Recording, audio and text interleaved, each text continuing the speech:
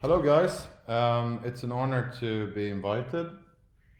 Is looking forward to presenting a little bit about how we work and how we don't work, and manifesting that with a case that we have done that we call economy. So, we call this presentation Consumers to the Rescue. We are firm believers that consumers can actually drive change. And we're going to show you some cases where that is the case. So, we're starting off with a disclaimer, and that's the fact that we haven't really done traditional advertising for over 10 years. Which is half of our careers, I would say. So if you're looking for traditional advertising, we're sorry to say that's not what's going to be on the agenda for today. So, my name is Johan Pihil. And my name is Mathias Wikstrom. And Mathias and I, we've been working together for almost 25 years, back and forth, different agencies, different projects. Failing for 15. No, but I think we want to talk about something that we decided to do 10 years ago. So this was after working in traditional advertising for about 15 years. I had my first child, and I was thinking, I really wanted to expand my horizon a little bit. So I applied for an MBA at the Stockholm School of in Economics within leading innovation. And I felt that was really inspiring. I remember Mathias coming back from school, and it was very obvious that he completely changed his perspective on the industry and the type of work that he thought that we were supposed to do. So I was inspired by that, and I signed up for the Berlin School of Creative Leadership, where I also met Pancho, which is a coincidence. Um, Now, I think for us, this became a real shift in our career.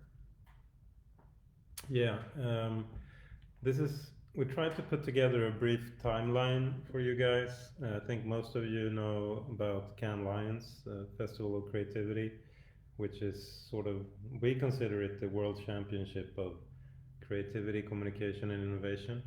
And leading up to 2011, we really hadn't had any success in that sense. A few shortlists, and you were doing as good as you could. But after the MBA and after the shift of perspective and stepping into a pair of new shoes, learning a new language of innovation, a language of business strategy, we started developing a few projects working in a to us completely new way. And since then, we're humbled to have received some recognition within a lot of awards in regard of um, the projects that we have been developing. So Johan, why don't you present some of the projects? Yeah, so the first project we did was the Natalia project, which is an alarm system for human rights defenders at risk. That was an innovation where we created a alarm system that was connected to social media, meaning that if someone was attacked, the whole world would know it instantly. That was a big success for us in terms of working on innovation, and then we moved on to working on a much bigger project involving Ålandsbanken, which is the Baltic Sea project and Åland Index. And that was the first Grand Prix that we won. Oh, yeah, of course. 10 minutes before. So that's we started at, I think, around 2015, and we also started around 2015. We started the Humanium Metal Initiative. The Humanium Metal Initiative is it's actually the metal that's left over by destructed illegal firearms, and that metal is then offered to brands to use in their production, which means that if a product is sold, we receive funds that then go back to supporting victims of armed violence and more weapon destruction programs. So it's a business model innovation. And also our latest project is Do Black, which is a patent on a technology that controls your transactions based on your CO2 emissions. So it's the first time transaction is controlled by something else than monetary funds. So basically, if you use your Do Black card, it will stop you from overspending, not based on your monetary funds, but your CO2 emissions. So those are the four innovation projects that we've been working on, So and far. it's fair to say they're around 2 years each. Yeah, definitely. So But there you have it, 8 years of work. But also that I mean, you pick up new things along the way. You know, you learn new things, and I think if we have a look at the next slides, it's all about finding ways to interconnect. You know, business strategy or communication background with the technology skill set. So these are all important factors when trying to step out of your expertise and to challenge yourself in a new context. You tend to look at the problem in a completely new way.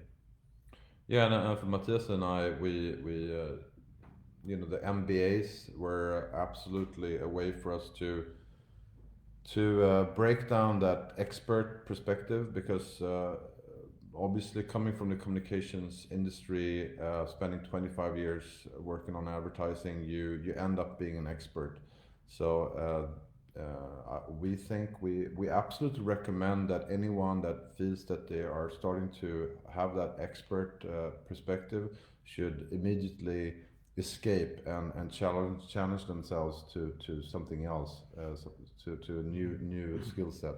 And it's also about protecting your idea, because if you have more ammunition to protect your idea within the business model or within the tech platform, obviously your creativity will be stronger, and you will be risking less in regard of subjective comments. And you know, it's always easy for someone to kill something, and it's always hard for someone to bring something alive.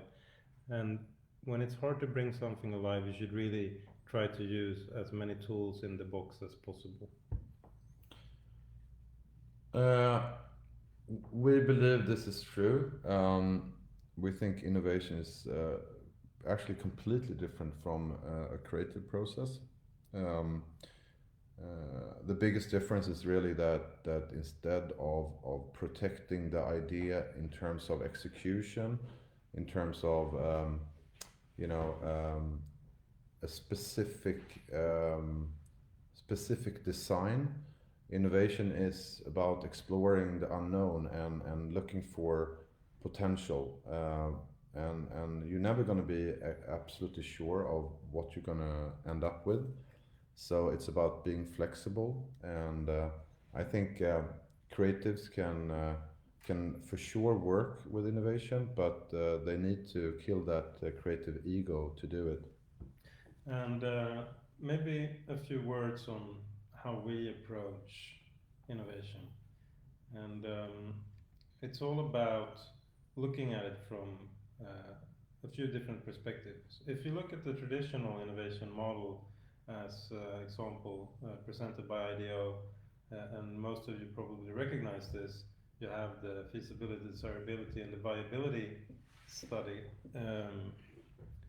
in regard of traditional innovation. However, adding a factor to this, which is a complete new kind of value creation, is moving away from only looking at the innovation sweet spot, but also looking at what kind of value definition are we providing here.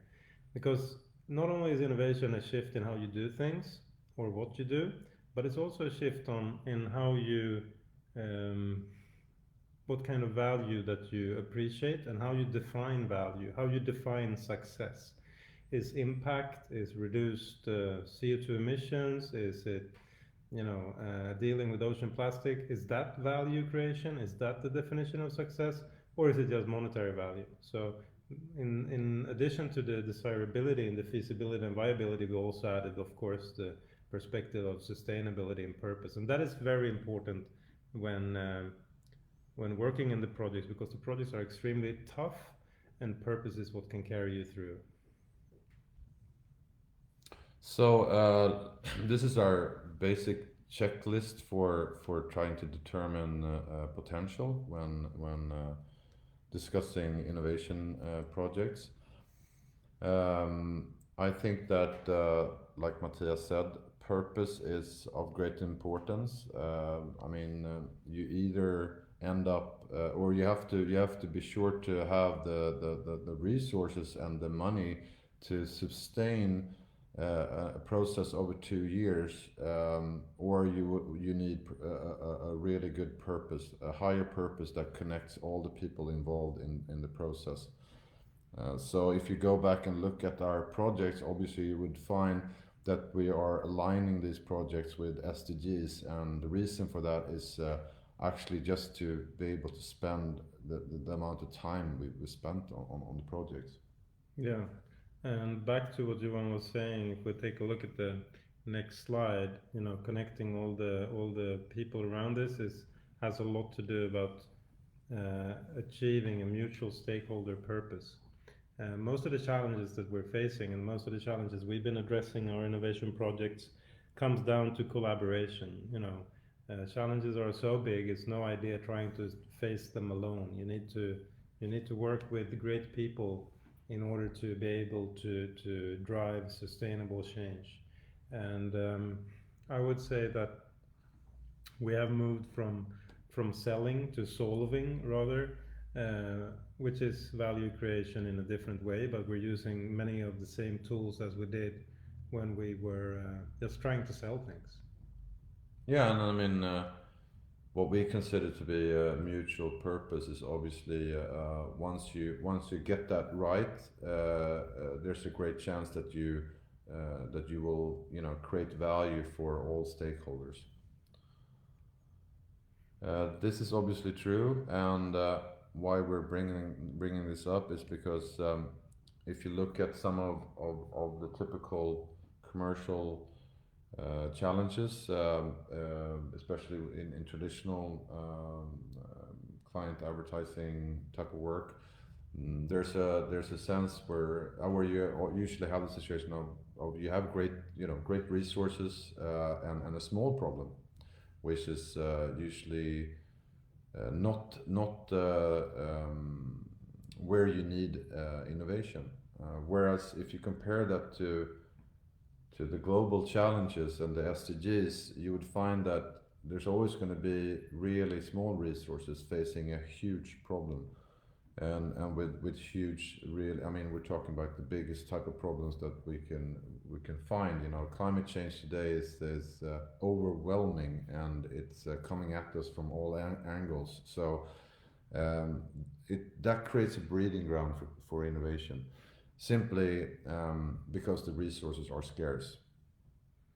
And it's also one of the reasons that we need to use more tools than just communication, because although resources are scarce and the problems are big, you need to come at it from different angles and protecting it in different ways. So I think that's why the tech dev and the business strategy and business model innovation and traditional communication and innovation in communication is all critical parts, because you can't just address a super big problem with one punch. You need to come at it several times, and I think that also comes back to what we define as the most important thing, actually, and that is spending lots of time with the problem, because the more intimate you get with the problem, the more interesting the solution will be. It's easy, of course, to fall in love with your solution and just jump to conclusions and be extremely committed to doing the first idea that you came up with, which is a problem, of course, because the longer you stay with the problem, the more you understand it, and the better you understand it, the better you can solve it out of many different angles. And it sounds, maybe a little bit cliche to have spending a lot of time with the problem instead of the solution. But sometimes I would say the problem it really is the solution, because the problem can only answer itself. And I think, I mean, if you translate that, in it comes down to, if you define a unique problem, you will most likely come up with a unique solution. And I find this to be true.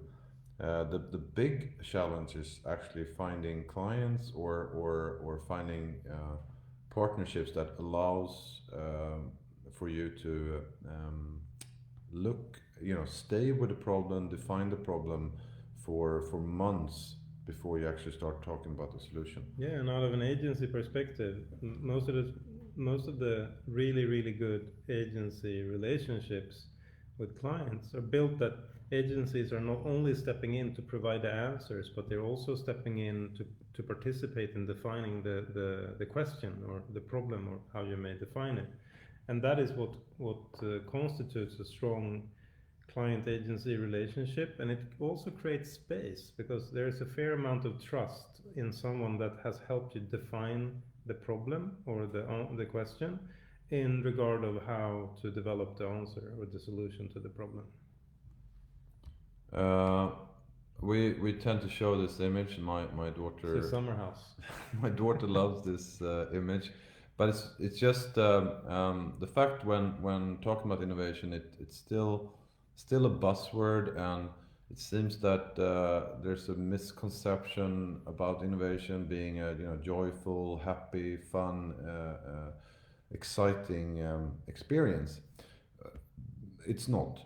It's actually quite hard, and it's about understanding the risk you're taking, the fear of failure, and the fact that you're facing the unknown. And this could go on for quite some time. So persistence and resilience is really the cornerstones in order to work with innovation. We feel that purpose is a super important ingredient to get the team to actually withstand the stress and the pressure from working under in this type of uncertainty. So from an emotional perspective, purpose is extremely important. So let's why don't we dig into Duconomy, which is it is our latest project, but it's also one of the examples. Duconomy was founded about 2 years ago, and we did that on the backbone of a notion that we wanted to provide others with the opportunity to contribute to the solution of one of the greater challenges. And that has its starting point in what's happening with tech and consumption today. So if you're looking at, it's getting easier and easier to buy stuff. It's getting easier and easier to get same-day delivery. You're getting an extended credit line, and not only are we able to buy things for the money we have, but we're also able to buy things that we can't even afford, because we're getting instant credits, and it's all kinds of same-day providers. So it's a new world, and it's under heavy attack by our sometimes mindless consumption and complete lack of respect of resources. Yeah, I mean, there's a lack of transparency. Yeah. And the speed of consumption is just accelerating. And because the fact is, while this is going on, we're also facing mankind's biggest challenge, which is climate change. And if you look at climate change, it's something that, or the climate crisis really, it's something that has an effect on almost everything that we do. The way we work, the way we travel, the way we invest, and the way we're going to eat in the future, the way people are going to escape in the future. We're simply on a path that is destined to be irreversible out of a climate crisis perspective, and we are the only ones that can change that. We are the only ones that can break the spell. So when we founded Duconomy, we did that on a key insight, which is that everything you buy has impact. So in terms of transparency, it's about understanding that impact. Coming from the communication industry, this becomes really important. The fact that you don't know the impact of the product you're buying is, I think, a terrible situation. That's why it's so important to connect your consumption to its impact on the planet. It has to become personal. Uh, you can't really expect everyone to solve everything, but you can expect everyone to try to solve their own problems, to step up to the responsibility of their own impact, of their own consumption, and of their own lifestyle choices. So we have a few pointers around insights, problem, and solution, and we need to cut our CO2 emissions in half by 2030 in accordance with the United Nations IPCC report. And the fact is that very few people actually understand or know their individual carbon footprint, less that it's totally connected to their consumption. So we need to help. It's more about coming back to what we mentioned earlier. We're not about selling, we're about solving, and solving would be helping consumers to connect their consumption to the negative impact, so that they understand it, to track and measure so that they understand, but also to direct their savings and investments to sustainability, to innovation for sustainability, and financing new and good ideas around how we can take care of each other and the planet. It comes down to a lot around that we can't just stop doing things. We need to start doing things in a new way. So the economy has a service called Do, which is a credit card connected to an app, which measures every single transaction and gives you the total carbon footprint based on your purchases. We're very proud to see that just in a short period of time, we've been able to become one of the larger partners to the United Nations in their climate change work, and it's the first time that the United Nations has put their name on a credit card. So partnerships has been really important for us at the economy. We spent first 6-8 months on understanding what partners we should have, setting up partnerships with the UN, later with MasterCard, and recently with Standard & Poor, which is the leading institute for carbon data. We've launched the Do White card in Sweden, and we're about to launch the Black card in Sweden as well. We're following 3 core principles. We want to enable you to track and measure your CO2 emissions connected to your consumption, but also to reduce your negative climate impact, so you understand that there's a few what choices that actually drives negative impact the most. And of course, if there is any impact remaining, giving you the ability to also compensate for your remaining impact through carbon offsetting. We have, as Johan pointed out, we have the white card in the market, and it connects to your everyday transactions in real time, giving you the understanding that every action comes with a reaction, that every purchase has 2 prices, one monetary price and one planetary price. But it won't stop you from you can stick to your regular consumer behavior and patterns. So we decided to launch a premium card, but instead of the typical features of a premium card, we decided this premium card should be different. So this is the card that actually has a limit and will stop you from overspending based on your CO2 impact from your transactions. And that's important because we think that in the end we're going to use nudging and communication and to get people to understand their impact and also how to reduce it efficiently in accordance with the UN. We're gonna watch the case film.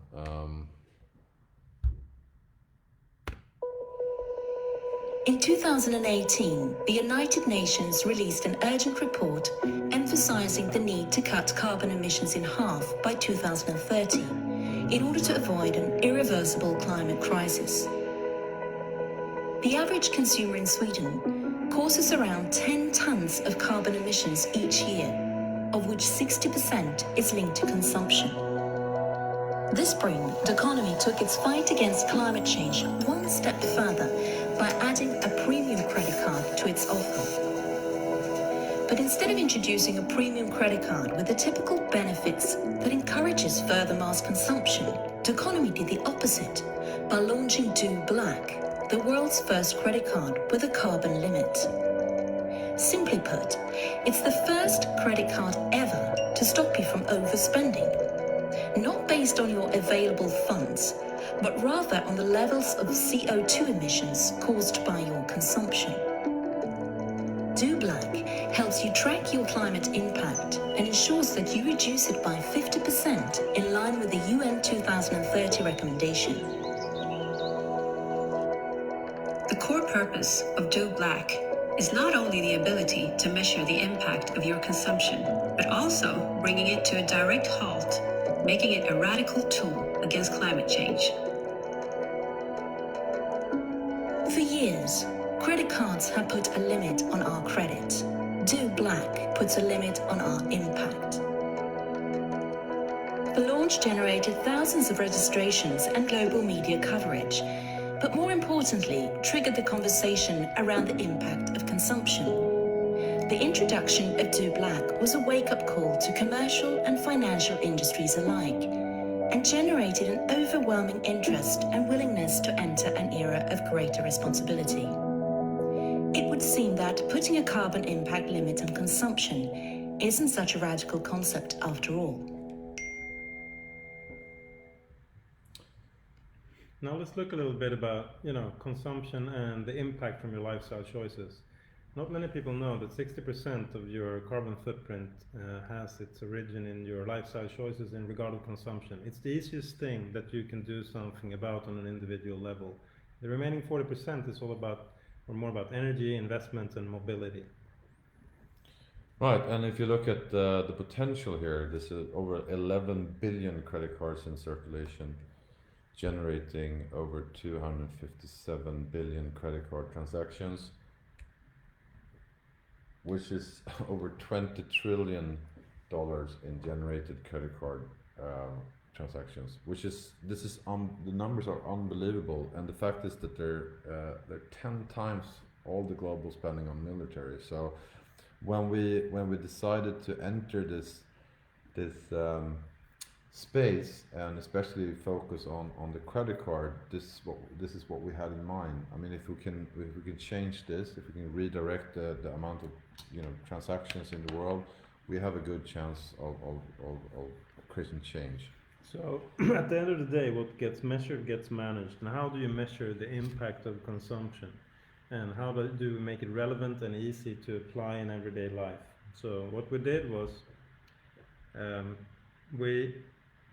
we connected your credit card to a mobile application that presents this the score transaction by transaction. And for that to work, we needed to connect the merchant's category code. So depending on where you're shopping, you're getting a different carbon score depending on that industry's average impact on the planet. So if you're going for food, or if you're going to the flower shop, we will know the difference. But at the flower shop, if you buy roses or tulips, we will not know at this 1.0 version. But of course, further down the road and with additional data, we will be able to tell you the exact answer to every product you buy. Now it's categorized on every purchase you do within that category. So the overarching goal here is to actually help consumers cut their CO2 emissions in half by 2030. And for us to do that, we need to make sure we're standing on the shoulders of giants in order to get a super wide reach and help consumers realize their impact. And for doing so, what we've done is we have engaged with the UNFCCC as well as with MasterCard, that represents two fundamentally different corners of the room when it comes to one part being the leader in international relations and the other one being the leader in international payments. So up until today, we decided a few months ago that we should enable every bank to do the same. And just within a few months, over 100 banks are in dialogue with us to enable their users to do exactly the same thing. So it's more than one bank a day that has reached out. And obviously, we are accelerating the market by offering our technology as a business-to-business service, because once you measure your impact, you can set the limit, and you can achieve 50% reduction by 2030. So there's two things we need to realize. One, we need to realize the true cost of consumption, and it's not only the price on the price tag, and we also need to understand that it's urgent and we need to act now. And we're quite sure that this will definitely change banking forever, in the sense that banking needs to become more transparent and responsible. We all need to understand our impact based on our consumption. And to us, it's obvious that once this opportunity and the option is out there, banking will never be the same again. We're thankfully realizing that this is recognized within different sectors, and it's also being awarded in different contexts. Not only has the Duconomy and the Do Black launch been awarded within communications initiatives like Your Best Can Lion, but also in regard of business development, with the Lighthouse project naming it the best fintech startup in the Nordics and Baltics, and with Fast Company naming it the winner in innovation by design in Europe. So we're very happy to see that there is a lot of different stakeholders coming together around solving this problem and contributing to the solution. So that's it. Thank you so much for this opportunity to present the economy and the work we've done. I think we have some time for questions.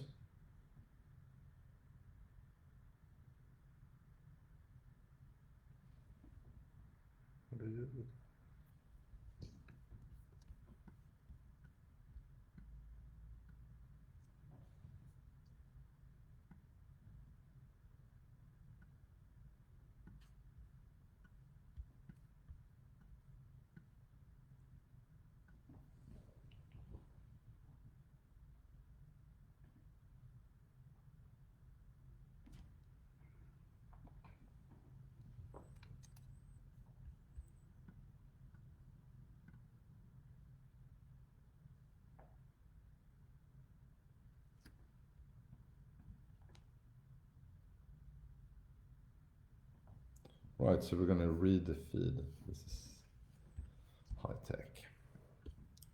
Read the feed.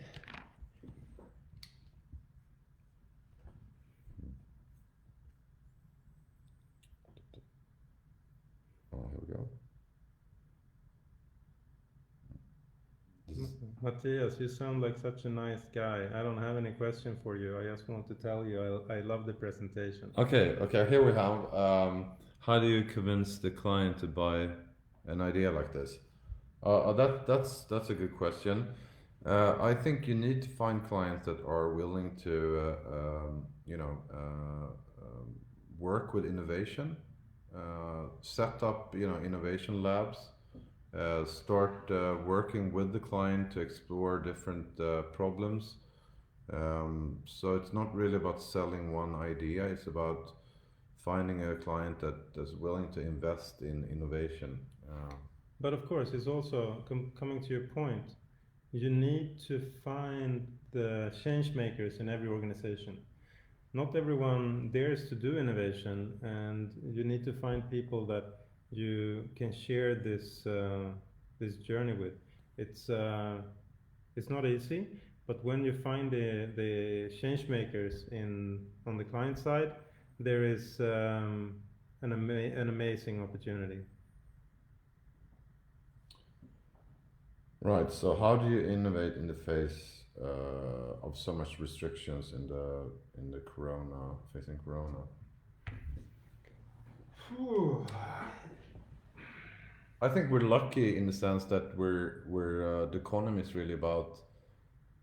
I mean, it's about sustainability and this Corona situation's really made us all understand that sustainability is much broader term. It includes society as a whole.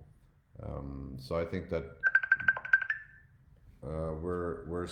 we're slightly lucky in the sense that we are working on services that try to ensure a sustainable lifestyle, and that's very much in line with what people think is important. Yeah. Plus, I mean, the only thing you can do in the light of this amazing and horrible virus challenge is really to innovate. It's the only thing you can try to do, apart from staying safe and taking care of everyone, of course. So I wouldn't say it's more challenging than before. It's just new challenges. But on another note, another question around if we have done anything on innovation around COVID-19, I would say that taking a step back and looking at what we try to do with the economy, that is, taking care of the planet, taking care of each other. I think that's the best thing you can ever do, combating any virus. Right. Thank you so much, guys. It's been an honor. Feel free to send an email if you have any more questions. Would love to share more insights and knowledge. Thank you very much, guys. Thank you. Bye bye.